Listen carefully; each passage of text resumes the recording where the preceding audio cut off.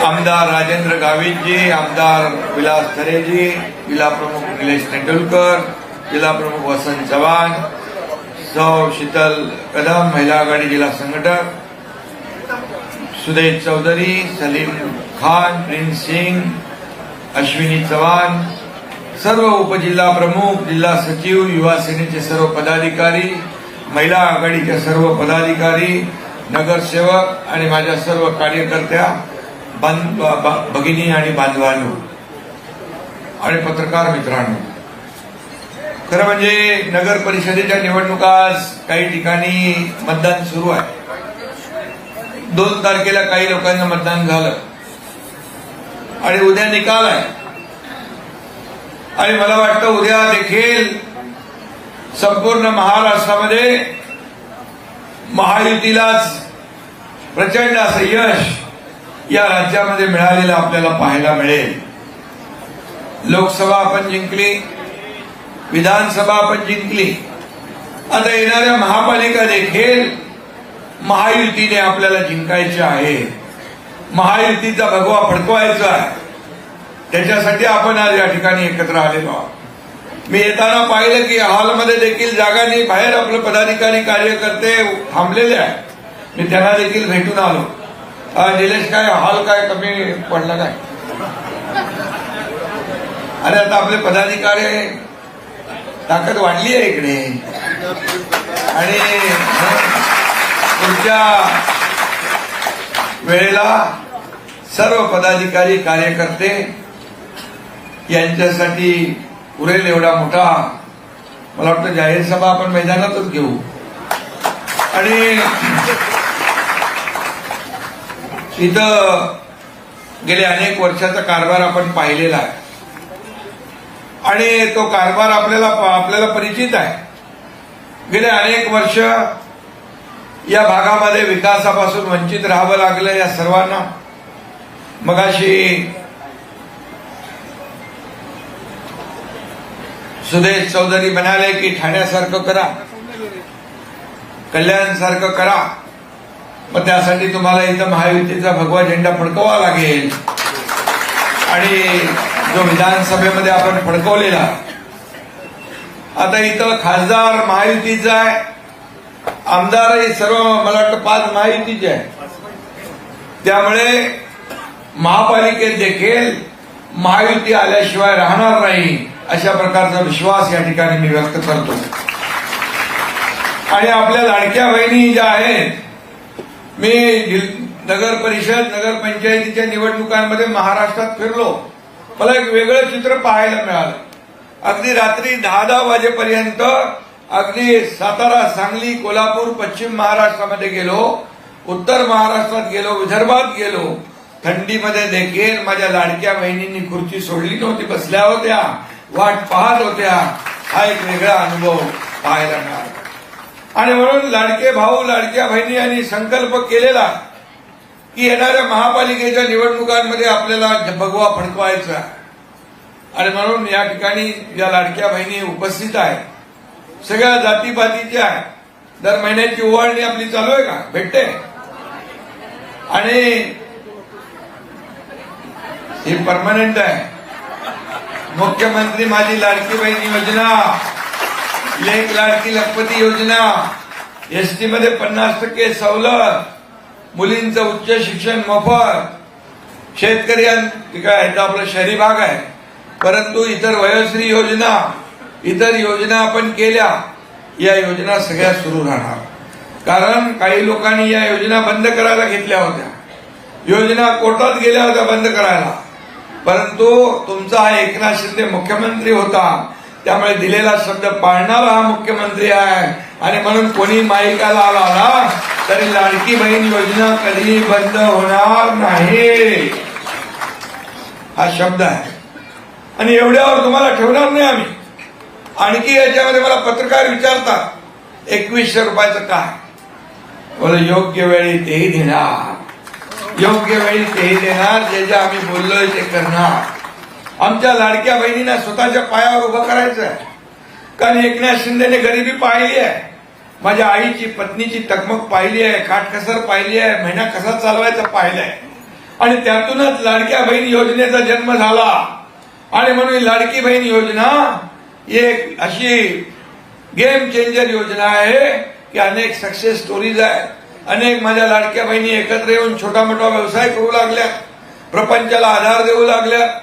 या ठिकाणी स्वतःच्या सहीने स्वतःचे पैसे काढण्याचा अधिकार तुम्हाला मिळवून दिलेला आहे.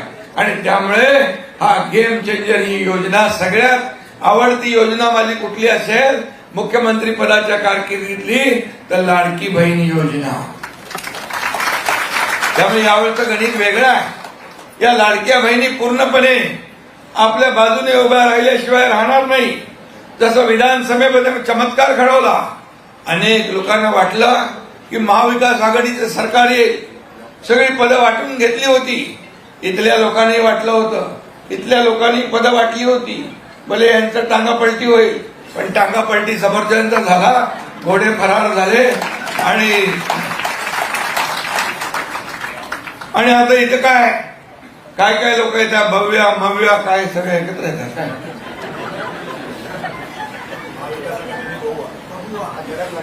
हा नाही, म्हणून मी आपल्याला सांगतो, नगरपालिकेमध्ये कोणीच दिसत नव्हतं, विरोधकच नव्हते, महाविकास आघाडीच दिसली नाही.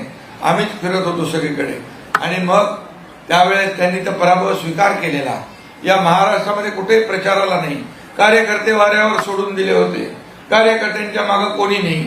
आणि म्हणून इकडे एकनाथ शिंदे ज्या ज्या ठिकाणी गेला तिथं पाहिलं, तिथले कार्यकर्ते भेटले मला, आपल्या लोकांना भेटले. अरे बोले प्रत्येक गावागावात नगर परिषदेमध्ये शिंदे साहेब येत आहेत, परंतु आमचे नेते कोणी दिसत नाही.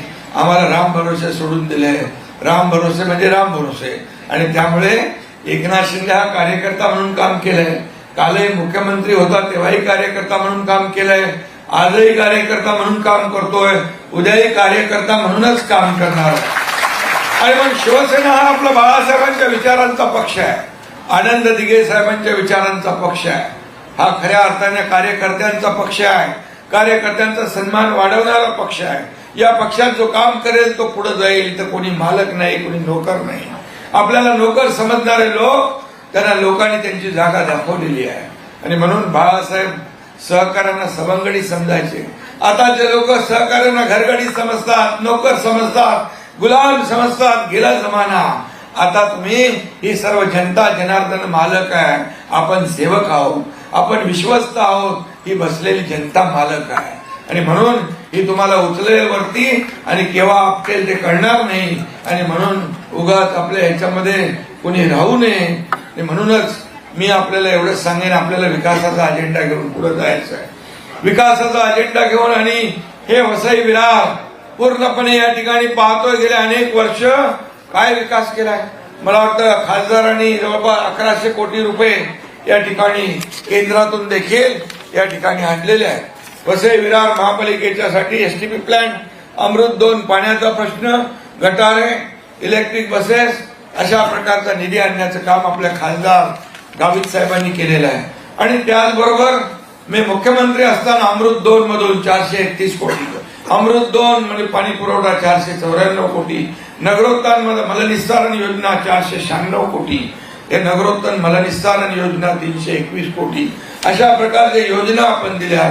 वसई विरार महापालिकेला 22-23 मध्ये 27 कोटी रुपये, महापालिका 2023-24 ला 22 कोटी रुपये, वसई विरार महापालिकेला 24-25 ला देखील 251 कोटी रुपये आणि 25-26 ला 10 कोटी रुपये. आणि या ठिकाणी अनेक निर्णय आपण घेतले. कोणी काहीतरी काय कुठली क्लिप फिरवतात ते शिकायत का मौका नहीं दूंगा, शिकायत का मौका नहीं दूंगा. मी कधी कारण देत नाही. No reason on the spot decision. म्हणून मी आपल्याला सांगतो, मी जे बोलतो ते करतो. आणि म्हणून आता वर्सोवा ते भाईंदर, भाईंदर ते विरार हा सीलिंग आपण करतोय. यामुळे तुम्ही अतिशय वेगवान पद्धतीने या ठिकाणी MMRDAच्या माध्यमातून अनेक प्रकल्प आपण मार्गी लावलेत, ते मंजुऱ्या झाल्यात. त्याला देखील फ्लायओव्हर आहेत, रस्ते आहेत, इतर सोयी सुविधा आहेत, त्या देखील देण्याचं काम आपण या ठिकाणी करणार आहोत. आणि म्हणून आपण काम करणारे लोक आहोत, फक्त बोलणारे नाही. आणि म्हणून तुम्हाला खऱ्या अर्थाने गेले अनेक वर्ष विकासापासून वंचित राहावं लागलं.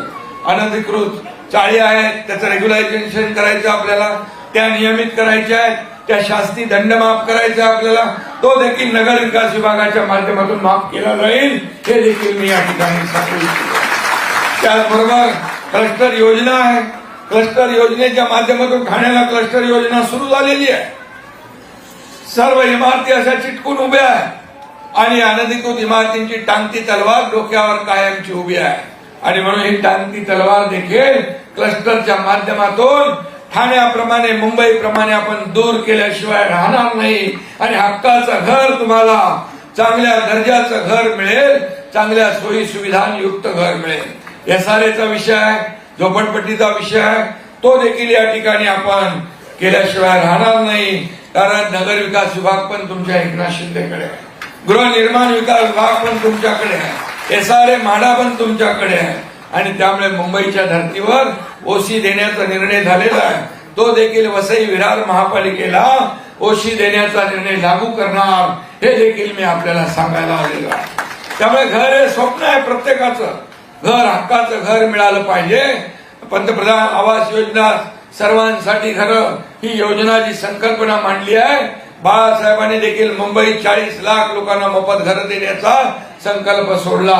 त्याची पूर्तता आपण करतोय, सुरुवात झाली आहे आणि मला त्याचा आनंद आहे. मुंबईमध्ये अनेक प्रकल्प सुरू झालेत, ठाण्यात अनेक प्रकल्प सुरू झालेत, तुमच्या वसई विरारमध्ये देखील अनेक प्रकल्प आपण या ठिकाणी घरांचे सुरू करू आणि या संपूर्ण वसई विरारचा कायापालट केल्याशिवाय राहणार नाही. गेल्या अनेक वर्ष, किती वर्ष सत्ता भोगली, काय वसई विरारसाठी केलं, हे देखील सांगण्याची आणि तुम्हाला विचारण्याची आवश्यकता आहे. आणि म्हणूनच मी आपल्याला सांगतो, फक्त बोलून चालत नाही, आपल्याला काम केलं पाहिजे, लोकांना घरं दिली पाहिजे. म्हाडाचाही काही विषय आहे, म्हाडाचा देखील, म्हाडा पण माझ्याकडेच आहे, त्यामुळे म्हाडाचा सचिन जो काही विषय आहे तो देखील या ठिकाणी आपल्याला मोर्चा घेऊन जाण्याची आवश्यकता लागणार नाही. सोसायटीचं काय, म्हाडा संकुल समिती आणि या समितीचं देखील जे काही विषय आहे ते देखील आपण बसून मार्गी लावू. शेवटी म्हाडा आपल्याकडे आहे, हाऊसिंग आपल्याकडे आहे, एसआरए आपल्याकडे आहे, नगरविकास आपल्याकडे आहे, त्यामुळे कुठलीही अडचण आपल्याला येणार नाही. मला आपल्याला एवढंच सांगायचं आहे, मी पुन्हा जेव्हा येईन तेव्हा अतिशय विस्तृतपणे बोलेन. वसई पूर्व रेल्वे स्थानक सॅटिस प्रकल्प आहे, तो राबवण्याची आपली विनंती आहे. ठाण्याला जसा सॅटिस प्रकल्प राबवला, सगळी वाहतूक कोंडी दूर झाली, तशा प्रकारचा देखील सॅटिस प्रकल्प या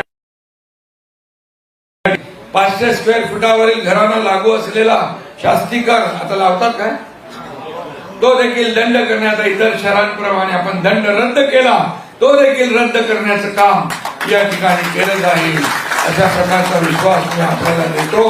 परंतु मला आपल्याला एवढंच सांगतो की गेले अनेक वर्ष जे या भागामध्ये फक्त विकासाच्या नावावर भकास झालेला आहे शहर, याला आपल्याला बदलायचं असेल तर शिवसेना, भाजपा, महायुतीला या ठिकाणी जिंकून दिलं पाहिजे.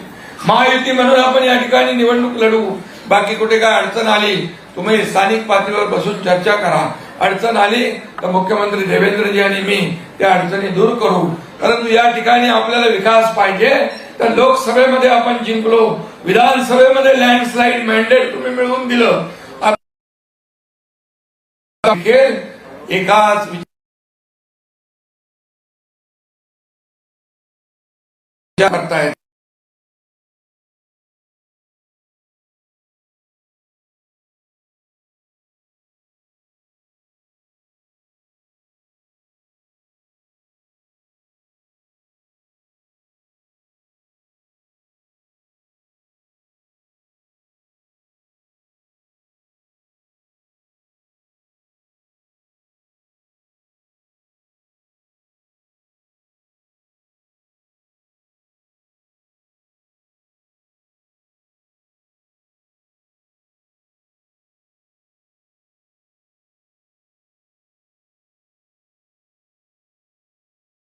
राज्य आपलं पुढे चाललंय आणि वसई विरार देखील याच मुख्य प्रवाहात आलं पाहिजे, विकासाच्या मुख्य प्रवाहामध्ये आलं पाहिजे.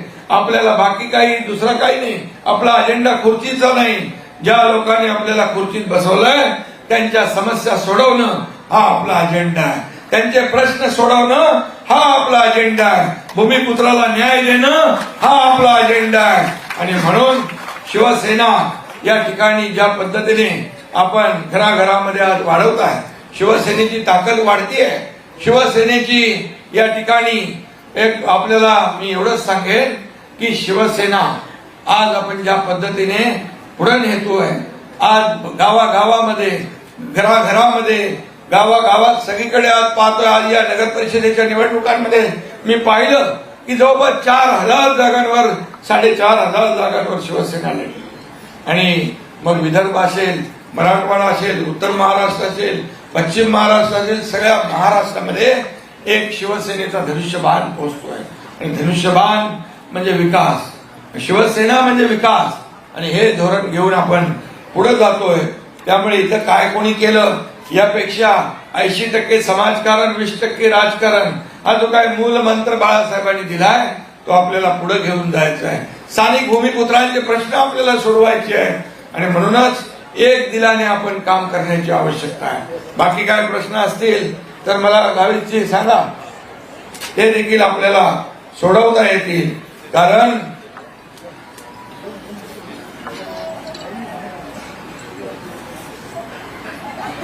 उत्तर भारतीय आणि गुजराती समाजाचे लोक पण खूप मोठ्या प्रमाणावर आहेत.